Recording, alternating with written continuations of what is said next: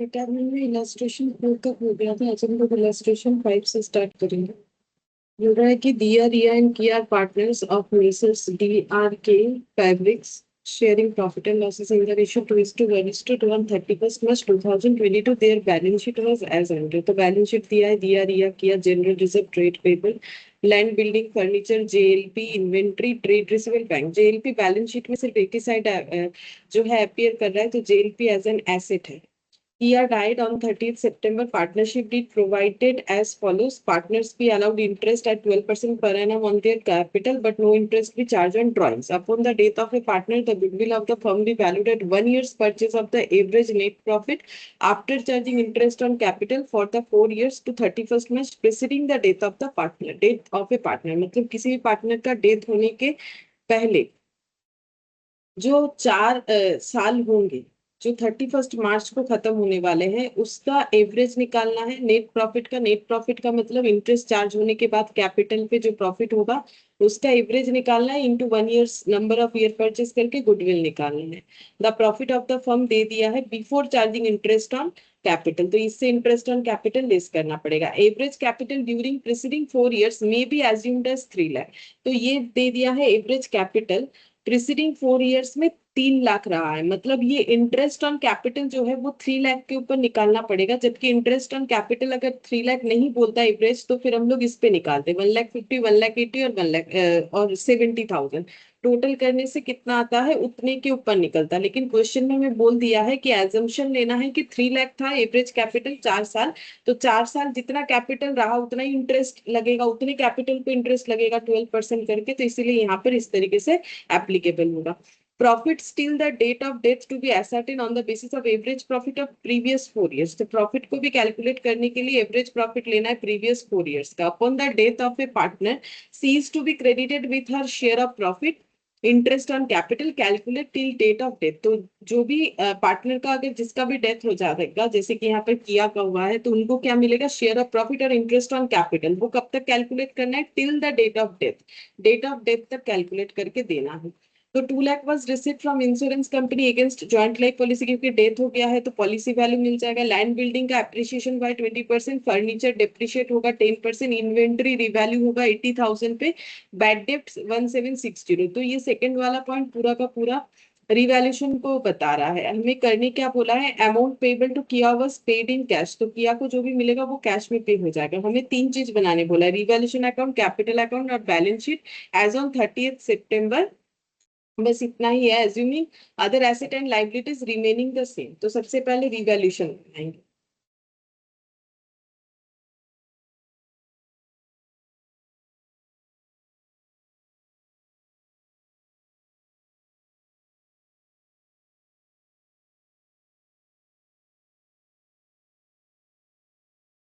Revaluation account में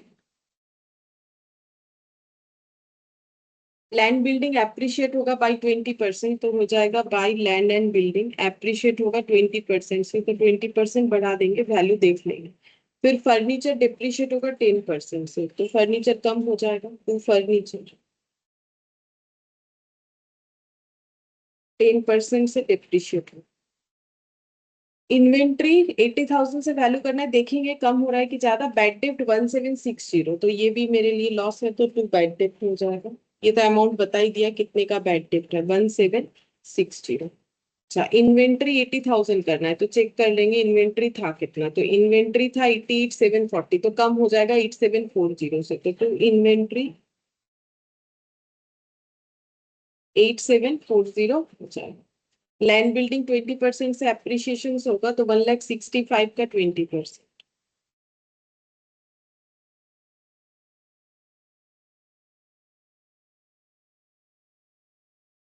33,000। और furniture 10% से डिप्रिशिएट करना है, इंटू 75,000, तो 7500।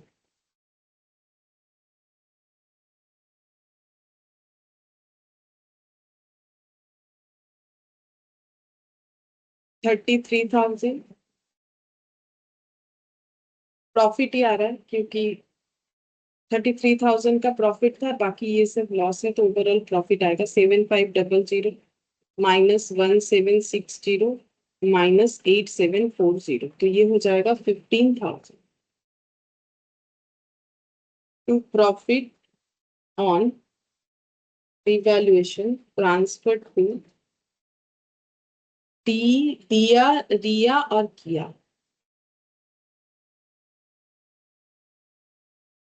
अच्छा, कितना होगा? 2:1:2। तो ये 3000 हो जाएगा 5 से डिवाइड करने से, तो 6000, 3000 और 6000, तो टोटल हो जाएगा 15,000। मतलब टोटल 15,000 जिसका डिस्ट्रीब्यूशन 636 हो गया। अच्छा, ये यहीं पर पेज कंप्लीट हो गया, नेक्स्ट पेज में जाना पड़ेगा।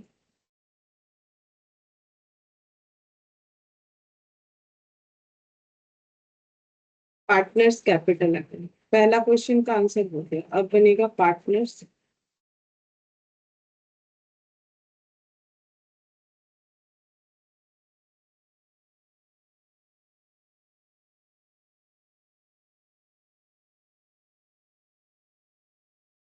दिया, रिया, किया, दिया, रिया और किया।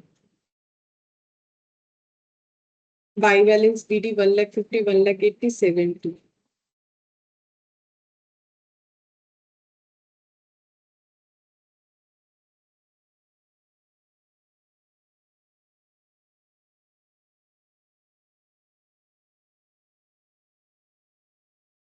अच्छा, जनरल रिजर्व है तो ये डिस्ट्रीब्यूट हो जाएगा ओल्ड प्रॉफिट शेयरिंग रेशियो में,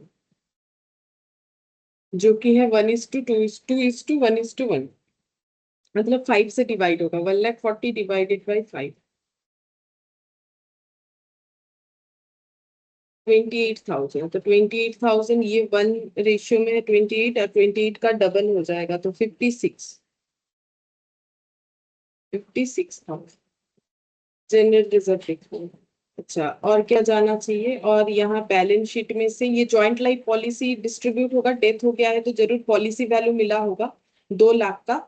तो यहाँ पर डिस्ट्रीब्यूशन कितने का होगा? तो यहाँ पर हो जाएगा बाई जेएलपी, क्योंकि ये जेएलपी एज एन एसेट है, 2 लाख पूरा मिला। लेकिन जब एसेट को हम लोग ब्लॉक करते हैं, मतलब एसेट में जेएलपी का अमाउंट दिखाते हैं, जेएलपी एज एन एसेट, तो ये 60,000 ब्लॉक करने की वजह से हमारा एक्सपेंस 60,000 कम हो जाता है। क्योंकि जब हम लोग प्रीमियम का एक्सपेंस बुक करते हैं इस मेथड में, तो जितना सरेंडर वैल्यू मिलेगा उतना जो है एसेट दिखा देते हैं, बाकी बचे हुए अमाउंट को प्रीमियम का एक्सपेंस बुक करते हैं, तो हमारे प्रॉफिट में वो अमाउंट ऑलरेडी डिस्ट्रीब्यूट हो जाता है, जो हम लोगों ने लॉजिकली पहले से देखा हुआ है। तो यहाँ पर रूल्स जो मैंने समझा दिया था वही फॉलो करना है। 1,40,000 जो है जेएलपी का अमाउंट होगा, जो डिस्ट्रीब्यूट करना है पार्टनर लोगों में 2:1:2 में, तो डिवाइडेड बाई 5, यानी बीच में हो जाएगा 28,000, और ये 56 और 56 जेएलपी का डिस्ट्रीब्यूशन। अच्छा, बैलेंस शीट देख के तो और कुछ नहीं पता चल रहा है क्या डिस्ट्रीब्यूशन होगा। हाँ, रिवैल्यूएशन का जो प्रॉफिट आया वो डिस्ट्रीब्यूट कर देंगे बाय रिवैल्यूएशन प्रॉफिट। प्रॉफिट कैसे पाई लिख सकते हैं? रिवैल्यूएशन प्रॉफिट आया हम लोग का 6,000, 3,000, 6,000, 6,000, 3,000 और 6,000, ठीक है, ये हो जाएगा। अच्छा, और क्या मिलना चाहिए था? पार्टनर्स आर अलाउड 12% पर annum on their capital but no interest pay charge on drawings. तो पार्टनरशिप डीड में लिखा हुआ है पार्टनर लोगों को कैपिटल पे इंटरेस्ट मिलेगा। अच्छा, और इसके बाद जब डेथ हो जाएगा तो गुडविल का शेयरिंग भी कैसे मिलेगा वो बताया है।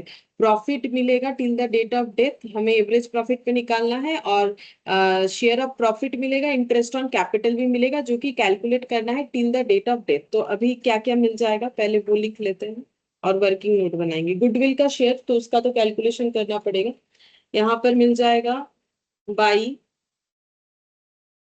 पीएल सस्पेंस प्रॉफिट मिलेगा, और इंटरेस्ट ऑन कैपिटल, तो इंटरेस्ट ऑन कैपिटल भी पीएल सस्पेंस बोल के लिखेंगे, क्योंकि कैपिटल पे जो इंटरेस्ट दिया जाता है वो तो प्रॉफिट से ही दिया जाता है ना, जैसे पीएल एप्रो से दिया जाता है। तो पीएल एप्रो तो यहाँ बनेगा नहीं, तो पीएल सस्पेंस से ही, मतलब पीएल एप्रो की जगह यहाँ पीएल सस्पेंस को डेबिट करना पड़ेगा। पीएल सस्पेंस में ही प्रॉफिट, जैसे पीएल एप्रो में प्रॉफिट भी दिखाते, इंटरेस्ट ऑन कैपिटल भी दिखाते, वैसे पीएल सस्पेंस में ये दिखाएंगे। और गुडविल का कैलकुलेशन करना पड़ेगा। तो गुडविल का कैलकुलेशन हो जाएगा यहाँ पर जगह है और बैलेंस शीट बनाएंगे, तो बैलेंस शीट भी बोला है।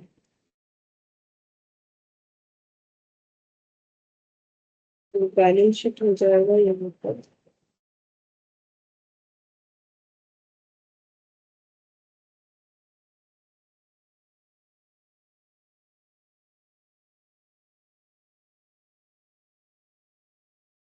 तो अब यहाँ वर्किंग नोट बनाते हैं। सबसे पहले calculation of goodwill, calculation of goodwill, year,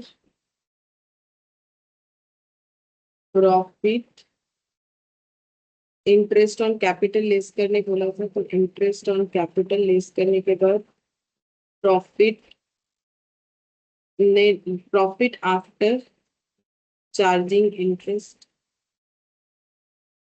इसको एवरेज करना पड़ेगा। तो ईयर लिख लेते हैं गुडविल के लिए। 1,60,000 to 1,99,000, 1,87,000। प्रॉफिट 1,60,000 to 1,99,000, 1,87,000, 1,96,000 और 18, 19, 19, 20, 20, 21, 21, 22। अच्छा, इंटरेस्ट ऑन कैपिटल जब हम लोग गुडविल के लिए निकालेंगे तो हमें बोला गया है कि कैपिटल 3 लाख एज्यूम करना है प्रीसीडिंग 4 साल का। तो 3 लाख पे इंटरेस्ट ऑन कैपिटल जो कि 12% क्वेश्चन में बोल रखा है, तो 36,000 हर साल हो जाएगा।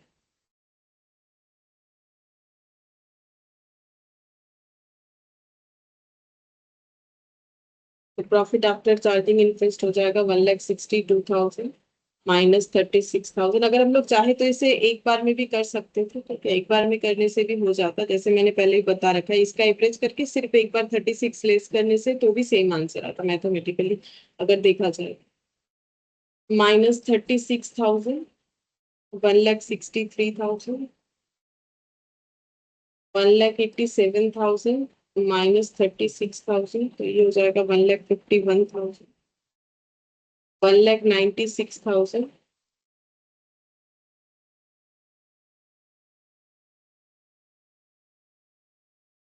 -36,000, तो ये हो जाएगा 1,60,000।